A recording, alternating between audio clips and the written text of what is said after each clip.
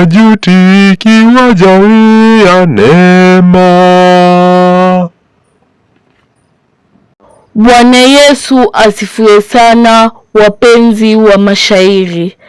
Shairi letu linatoka katika waraka wa Mtume Paulo kwa Warumi 11 kuanzia mstari wa 13 hadi wa 15, tena mstari wa 29 hadi wa 32.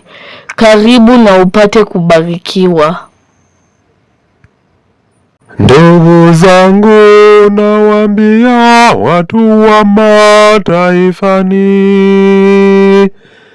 mtume niliye pia wenu wa mataifani, hudumani na kazi ya kuchochea wivu yani.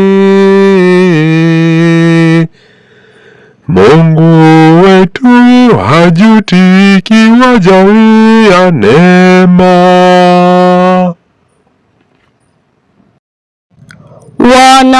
Wanadamu kifikiwa, baadhi waokolewa, kwa kuwa kukataliwa dunia imejaliwa.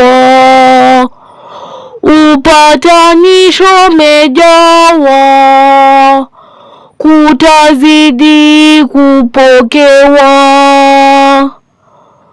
Mungu wetu hajuti ikiwajalia neema.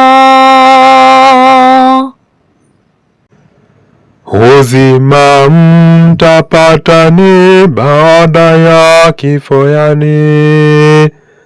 Mungu kiwajalia ni neema kuu haitani. Tena hajuti Rabani, neema ze zatoshani. Mungu wetu hajuti ikiwajalia neema. Kama nyie ni zamani ilivyomkaidi Mungu, mmesamehewa yani kwa kumkaidi Mungu. Neema yake manani, mefurika toka mbingu. Mungu wetu hajuti ikiwajalia neema. Wamkaidio jamani, kwa msamahani pia. Mlivyojaliwa yani wasameheweni pia. Wote Mungu meita ni wasameheweni pia.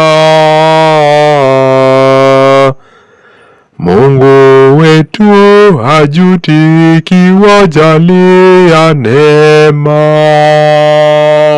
Mungu wetu hajuti ikiwajalia neema.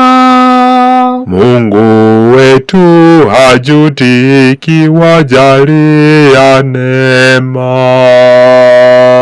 Mungu wetu hajuti ikiwajalia neema. Na neno litasimama. Amina.